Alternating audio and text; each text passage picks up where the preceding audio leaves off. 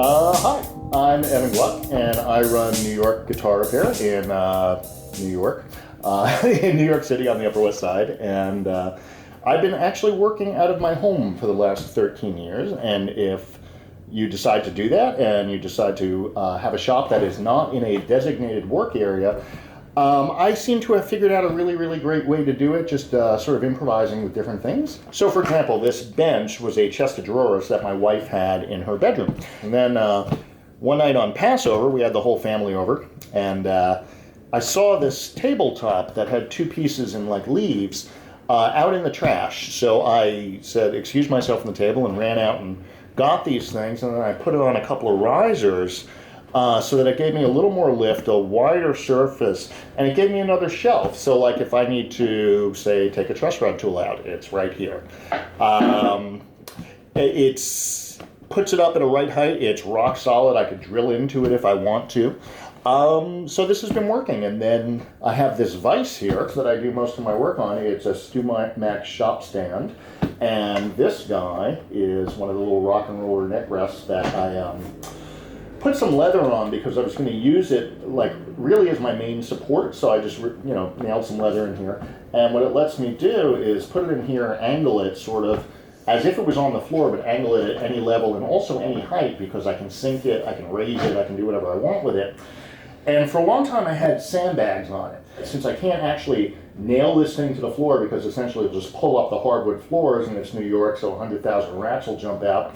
What I needed to do was figure out a way just to keep this down. And so I was fixing somebody's guitar, a guy named David, and David said to me, hey, Evan, do you ever think of a better way to do that? And I was like, no, David, I haven't. So I thought about it, and I took the band clamps that came with StewMac neck jig. So I actually band clamped this thing to the bench itself, so it becomes this rock solid one piece that literally this just doesn't move unless I really force it. All right, so one thing that I sort of developed around here is just having a very organized and ergonomic way of where my tools are placed. It takes a specific tool to have the honor of being on my bench, and what that means is it's a tool that I will use for every single guitar, basically.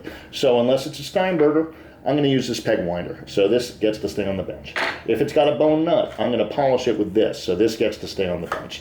When I'm oiling a fretboard, this stuff gets to stay on the bench. If I'm scraping a fretboard, these very dull razor blades are what I use, so this gets to stay on the bench. I use a little WD-40 in this little pipette thing that Elliot actually showed me how to do, which was just put a little whip tip inside a cut pipette, and then you can just fill it up with whatever you want and put that in there. Everything here is really just specific for what I would use on every guitar, rather than just having a bench full of crap that could hit the guitar or damage the guitar. There's not a screwdriver on my bench, there's not a wrench, there's not pliers, there's not string cutters. Speaking of string cutters, there's a tragic event at New York Guitar Repair a couple of months ago.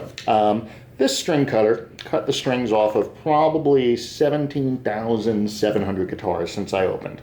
I bought it at the hardware store across the street for probably $4 or $5, and John Patitucci, the amazing bass player, came in, and on his low B string,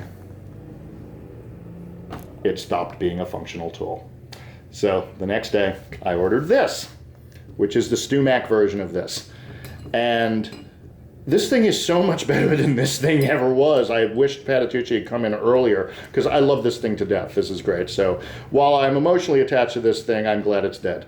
Now, if this guitar, let's say, had a high fret, I could just reach around here, get my fret hammer, get a nice little spinal twist, which is good for your back, get the fret setter, and wherever it is, just pop it in there, and not leave the tools on my bench when I put the guitar back. It is so important to me to just get everything back, and I don't know if you realize what you're looking at here is there is not a single opportunity for me to bring a tool over the instrument.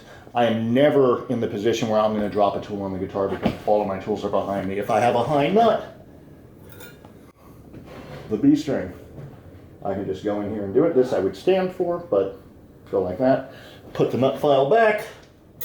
So there's nothing that's ever really going to like damage the guitar as I'm working on it. And that to me is, it's the thing that comes up, was this mark here before I drop the guitar off. And I never want to be in the position to sort of say, I'm not sure. I want to be just absolutely certain that I did not damage the guitar when it's in my shop.